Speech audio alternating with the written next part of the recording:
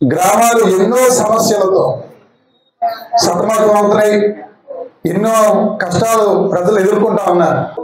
నిధులు లేని కారణంగా పంచాయతీకి వచ్చే గ్రాంట్స్ రాకపోవడం వల్ల అభివృద్ధి కుంటుపడ్డది. అది అందరికీ తెలిసిన విషయం.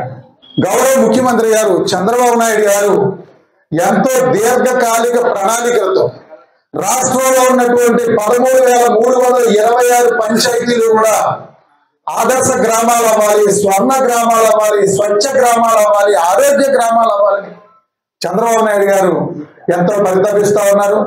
వారికి తోడుగా మనందరి అభిమాని శ్రీ పవన్ కళ్యాణ్ గారు పంచాయతీరాజ్ శాఖ వాచ్యులుగా మరి బాధ్యతలు తీసుకోవడం, రాష్ట్ర వ్యాప్తంగా ఉన్నటువంటి అన్ని గ్రామాల్లో కూడా ఒకే రోజు గ్రామ సభలు నిర్వహించి ఉపాధి హామీ పథకం నిధుల ద్వారా గ్రామాల్ని పూర్తి స్థాయిలో అభివృద్ధి చేయడం కోసం కంకణం కట్టుకున్న వ్యక్తి పవన్ కళ్యాణ్.